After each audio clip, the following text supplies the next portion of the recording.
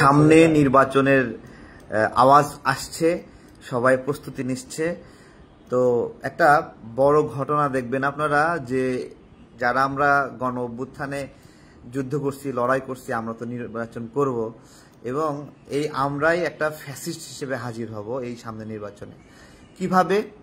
এই নির্বাচনে অনেক স্বতন্ত্র প্রার্থী আসবে নির্বাচন করতে এবং রাজনৈতিক সংশ্লিষ্টতা নাই এরকম মানুষ নির্বাচন করতে আসবে এবং বিগত সময় যারা স্বতন্ত্র প্রার্থী ছিল তারাও নির্বাচন করতে আসবে এবং আমরা যারা গণ অভ্যুত্থানে খুব ডাইহার্ট লড়াই করছি, আমরা আমাদের প্রতিপক্ষ যেই হোক তাকে আমরা কোনো না কোনো অ্যাঙ্গেল থেকে শেখ হাসিনার মামাতো ভাই বানাবো, চাচাতো ভাই বানাবো, খালাতো ভাই বানাবো, অথবা কোনো এলাকায় আওয়ামী লীগের কোনো নেতার আত্মীয় স্বজন বানায় দিয়ে ওরে মারা বৈধ, ওরে পেটা বৈধ, ওরে ক্যাম্পেইন করতে নামছে কেন, ও ফ্যাসিবাদের নতুন দোসর, এইসব বলে আমরা নির্বাচন থেকে যারা মূল ধারার রাজনীতিতে আছি তারা বাদে অন্য কেউ প্রার্থী হলেই কোনো এক জায়গা থেকে আওয়ামী লীগের কোনো এক নেতার সাথে কোনো জায়গায় ছবি ছিল, এই অজুহাত দিয়ে তাকে মারা বৈধ, তার ক্যাম্পেইনে হামলা করা বৈধ, এইটা শুরু হবে।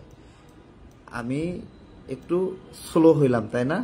আমি বলছি শুরু হবে না, এটা অলরেডি শুরু হয়েছে যে যারা বিভিন্ন স্বতন্ত্র প্রার্থী হিসেবে নির্বাচন করে তাদের বিরুদ্ধেও আওয়াজ উঠছে যে ওরা তো গণ অভ্যুত্থানে সক্রিয় ছিল না, তাহলে ওরা নির্বাচন করার সাহস করে কিভাবে। আওয়ামী লীগের অংশ বাদই দিলাম একবারে পুরোপুরি। তারপরে ধরেন জাতীয় পার্টি যদি ক্যাম্পেইন করে, অথবা আপনার হলো 14 দলীয় জোটের কেউ যদি ক্যাম্পেইন করে, অথবা এই জোটের বাহিরে ধরেন আমাদের এখানে জাকের পার্টি আছে, জাকের পার্টি যদি নির্বাচনে আসতে চায় তো তাদেরকেও ভয় পেয়ে বলা হবে যে তোমরা তো ফ্যাসিবাদের দোসর, এইভাবে বলা হবে, তোমাদের সাথে এই ছবি আছে, ওই ছবি আছে। কিন্তু এই জাকের পার্টি কিন্তু 2024 নির্বাচন থেকে নিজেদেরকে প্রত্যাহার করছিল, তাই না স্যার? কিন্তু আওয়ামী লীগের দোসর বানানো হবে। তো এগুলো সামনে যে নির্বাচন, এই নির্বাচনটা হবে গণ অভ্যুত্থানের পক্ষের শক্তি যারা, তাদের নির্বাচন, শুধু তাদের নির্বাচন, এবং যারা একটু ভিন্ন মত, যারা একটু নিরপেক্ষ, তাদেরকে কোনো না কোনো অ্যাঙ্গেল থেকে আওয়ামী লীগের দোষর বানানো হবে এবং তাদেরকে এই নির্বাচনে অংশ নিতে দেওয়া হবে না। এমন অনেক জায়গায় আছে। আমি কথা বলি যে আমি যে আসনে নির্বাচন করব সেই আসনে যদি আমাকে বিএনপি ছাড়ও দেয়, যে তারেক এত লড়াই সংগ্রাম করছে, আমার আসনে ছাড় দিলাম, ওইখানে যদি সম্ভ্রান্ত কোনো স্বতন্ত্র প্রার্থী দাঁড়ায় তাহলে আমি ওখানে জীবনে জিততে পারবো না, আমার হিসাব বাদ দিলাম। এই ঠিক একইভাবে আমাদের ছোট ছোট দল যেগুলো আছে এগুলোকে যদি বিএনপি একবারে মুখে খাবার তুলে দেয়, ঠিক আছে, তারপরেও আমরা সেই খাবার গিলার সক্ষমতা আমাদের নাই, তখন আমরা বলবো এত বড় লোকমা আমি গিলতে পারি কখনো? হুদ্দাই আমাকে এত বড় লোকমা দিছে। এই হলো একটা বন্দোবস্ত। আমি সামনে নির্বাচন নিয়ে খুবই নিরাশাবাদী। আমি যেটা চাই সেটা আমি বারবার বলছি যে সামনে নির্বাচনে স্বতন্ত্রভাবে যারা নির্বাচন করবে তাদের জন্য স্বাধীনভাবে ব্যবস্থাপনা থাকা উচিত। এমনকি যারা 24 নির্বাচনে ফ্যাসিবাদী নির্বাচন, তো ওই নির্বাচনে যারা স্বতন্ত্র প্রার্থী হিসেবে নির্বাচন করেছিল তাদেরও আমি পার্টিসিপেশন চাই। আর একটু বাজেভাবে বলবো, ওই নির্বাচনে যারা সরাসরি ফ্যাসিস্টের বন্ধু ছিল সেই ফ্যাসিস্টের বন্ধুকেও আমি আটকাতে চাই না। যদি আমি আটকাই তাহলে আমি নিজেও একজন ফ্যাসিস্ট। এই হলো আমার একটা মন্তব্য। যা বলেন, আমার কোনো সমস্যা নাই। গত কয়েকদিন অনেকগুলো রিপোর্ট আসছে বিভিন্ন জায়গায়, এই যে 24 সালে যারা নির্বাচনে স্বতন্ত্র হিসেবে নির্বাচন করেছিল তারা ক্যাম্পেইন করতে গিয়ে মার খাইতেছে, কিন্তু মার খাইয়েও খিস মেরে থাকে, বলেও না যে মার খাইছি। কারণ মানে ধরি জামাত যদি কারে মারে তাহলে সে নিশ্চিত ফ্যাসিস্ট, বিএনপি যদি কারে মারে তাহলে সে নিশ্চিত ফ্যাসিস্ট, এটা কিন্তু বুঝতে হবে। তাহলে আমরা কি এইটা আমাদের গণতন্ত্রের লড়াই? মানে অনেক খারাপ লাগছে বিভিন্ন দিক থেকে। আমরা এখন তো মানে শেখ হাসিনার বিরুদ্ধে আলোচনা তো জনপ্রিয় হয় না এখন আর, ঠিক আছে? তাহলে কি করতে হয়? বিভিন্নভাবে আমরা আকারে অ্যাঙ্গেলে নতুন নতুন বুদ্ধি বুঝি কি ভাবে শেখ হাসিনাকে আরো বেশি ফ্যাসিস্ট বানানো যায়। আমি ওই দিন বলছি যে জুলাই সনদ যখন আমরা স্বাক্ষর করতেছিলাম ওই সময় এনসিপি ছিল না, আমার কাছে খুব খারাপ লাগতেছিল এবং নিজেকে ফ্যাসিস্ট মনে হচ্ছিল যে আমি এনসিপিকে ছাড়া এটা স্বাক্ষর করি কিভাবে, এবং আমার ইচ্ছা হচ্ছিল তাকে ধরে বান্ধা নিয়ে এসে এখানে রোবটের মধ্যে দাঁড় করে রাখবো, তারপরে তাকে আমি স্বাক্ষর করাবো। আমি একটা ইনক্লুসিভনেস চাই, যে ইনক্লুসিভনেস সবার মধ্যে একটা সম্মতিপূর্ণ জায়গা থাকবে। আমি ওই দিন বলছি যে আগুন যে লাগছে ভাই, এই আগুন লাগছে ধরে নিয়ে আপনাদের হিসাবে এই আগুনটা আওয়ামী লীগ দিয়েছে, আপনি করবেন কি? 20টা আওয়ামী লীগ নেতার বাড়িতে আপনি আগুন দিয়ে পুড়াই দিবেন? পারবেন এটা? পারবেন? তাহলে কি করতে হবে? তাহলে আগুন যারা দিচ্ছে সেটা যদি রাজনৈতিক বিদ্বেষ হয়, রাজনৈতিক জায়গা থেকে, প্রতিদ্বন্দ্বিতামূলক জায়গা থেকে মানে হয় যে রাজনীতি করতে পারতেছে না, কেন করতে দিচ্ছ না, সেই জন্য আগুন দিচ্ছে, এরকম যদি হয় তাহলে আমি মনে করি তাকে নিয়ে আপনার বসার প্রয়োজন আছে। সেই পরাজিত ব্যক্তিও সমাজের স্টেক হোল্ডার, তাকে নিয়ে আপনার আলোচনা, আপনি অনেকভাবে ব্যাখ্যা বিশ্লেষণ দাঁড় করাবেন, এইভাবে এইভাবে এই কারণে তারা ফ্যাসিস্ট, এই কারণে তাদের যুক্তি দেওয়া তাদের দরকার ছিল না, তাদের দরকার নাই এগুলো। ভাই, নাগরিকের মন ও মতের যে মিলন, এই জায়গাতে আপনি যাকে যত গালি দেন এটা যায় আসে না। মানুষ বিচার করে বিচার করতে করতে একজন খারাপ মানুষকে এখান থেকে বিদায় করে দিছে, তার মানে এই না যে আমি তারেক আমাকে সবকিছু লিখা দিছে, সে আমাকেও বিচার করে, এবং আমি যদি সেম একই আচরণ করি তাহলে আমার প্রতিও সেম একই আচরণ করবে। আমি সেই লিবারেল জায়গার কথা বলছি। আপনি যে হত্যাকারীর আপনি যা খুশি তাই করেন, আমার কোনো সমস্যা নাই, কিন্তু ওভারঅল একটা গোষ্ঠীকে, কমিউনিটিকে আপনি পুরোপুরি ধ্বংস করে দিবেন, এটা হইতে পারে না। আমি স্পেসিফিকভাবে আজকে নাম বলছি না, আমি পরে নাম বলবো। একজন প্রার্থী, তিনি নিজ এলাকায় ক্যাম্পেইন করতে গেছেন, তিনি স্বতন্ত্র প্রার্থী হিসেবে এমপি হয়েছিলেন এবং তার এখানে হামলা করা হয়েছে। আমি এটা নিন্দা জানাই।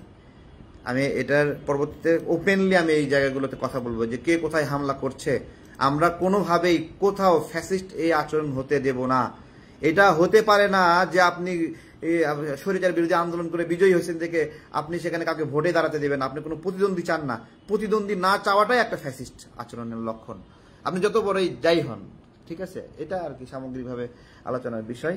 তো সামনের নির্বাচন একটা মানে খুবই অশনি সংকেত। আজকে আমি ধন্যবাদ জানাবো মির্জা ফখরুল ইসলাম আলমগীর স্যারকে। উনি বলছে উনি সকল দলকে নির্বাচনে অংশগ্রহণের আহ্বান জানিয়েছে, এবং উনি কেন আহ্বান জানায়, আরেকজন কেন আহ্বান জানায় না, এর পার্থক্য বুঝতে হবে। গতকালকে সালাউদ্দিন ভাই বলছে যে জাতীয় পার্টি নির্বাচনে অংশগ্রহণ করতে পারবে না, তারা তো নিষিদ্ধ দল না। এটা উনি কেন চায় আর আরেকজন কেন চায় না, পার্থক্য বুঝতে হবে। যে চায় না সে যদি বিএনপির জায়গায় থাকতো তখন সে চাইতো, আর বিএনপিও যদি ওই দুর্বল অবস্থা থাকতো তাহলে বিএনপিও জাতীয় পার্টিকে চাইতো না।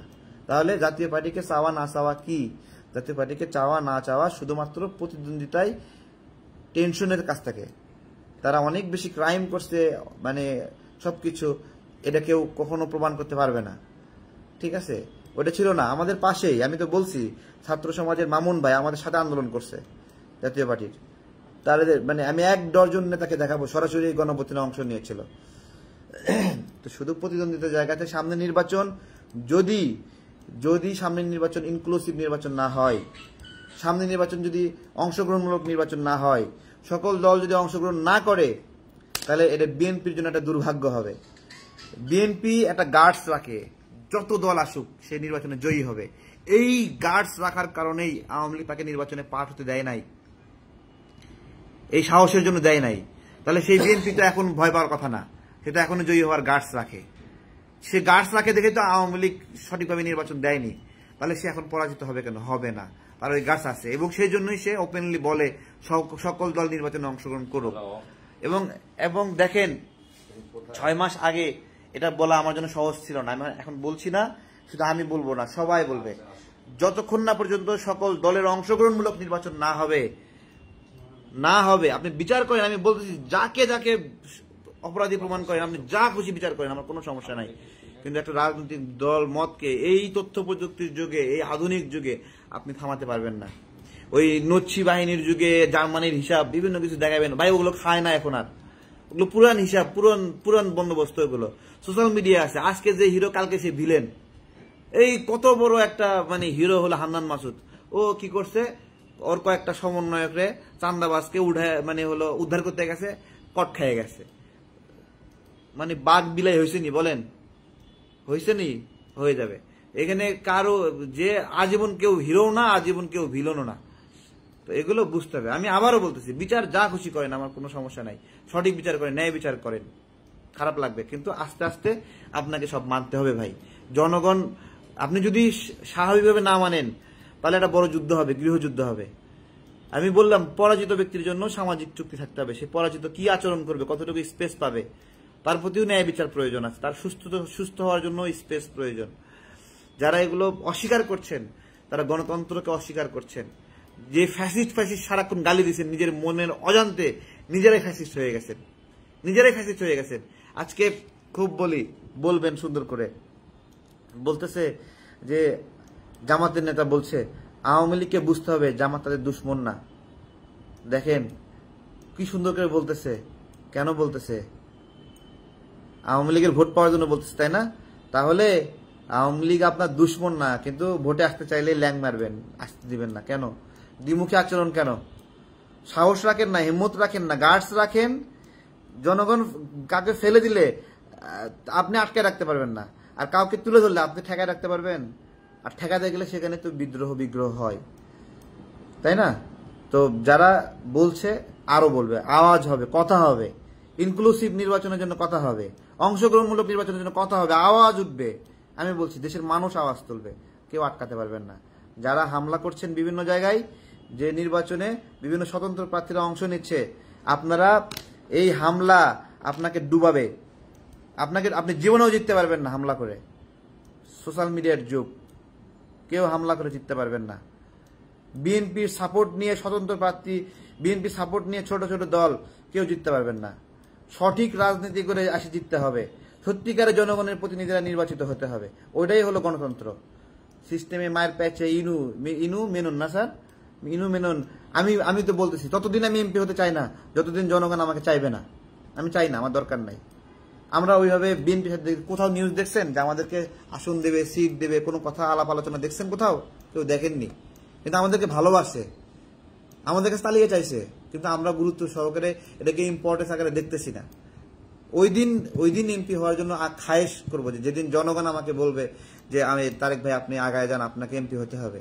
জনগণ যেদিন আমার লিফলেট বানায় দেবে, আমার ফেস্টুন বানায় দেবে, আমার ব্যানার বানায় দেবে, আমার জন্য নিজেরাই চা খাওয়াবে মানুষকে, সেদিন আমি নির্বাচন করব। তার আগ পর্যন্ত ওই সিস্টেমে মায়ের প্যাচ দিয়া ওই হওয়ার ইচ্ছা আগ্রহ নাই। কেউ দেখতে পারবে না কোনো এলাকায় যাই বলছি যে আমাদের জন্য দোয়া করেন।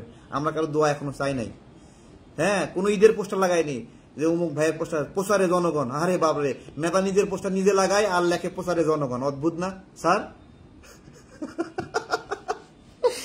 তো এগুলো চলবে না, এগুলো চলবে না। সঠিক মানুষ নির্বাচিত হোক, সত্যিকারের জনগণের প্রতিনিধি যারা, তারা সংসদে যাক, তারা জনগণকে রক্ষা করার হ্যাডাম রাখে। আমি একজনকে রক্ষা করার হ্যাডাম রাখি না, একজনকে খাওয়ানোর হ্যাডাম রাখি না। আমি কিসের জনপ্রতিনিধি বলেন? বাই চান্সে চিপা দিয়ে হয়ে যাব, এটা হবে না। প্রত্যেকটা এলাকায় এমপি কে হবে, ওই এলাকার বছরের পরে বছর যে ওই এলাকার কেউ একজন মানে অভিভাবক আছে, যে এলাকার মানুষকে আদর করে, যত্ন করে, মানে আগলায় রাখে, বিচার সালিশে হেল্প করে, জমি দখল হলে উদ্ধার করে দেয়, ওই এলাকা ওই নেতা হবে সে, ওই এলাকার এমপি হবে সে। একটা আন্দোলন কইরা সিস্টেমে আপনার অন্যদেরকে নির্বাচন থেকে বাইরে রেখা নির্বাচিত হয়ে যাবেন, আপনি নেতা, আপনি ঘোড়ার ডিম।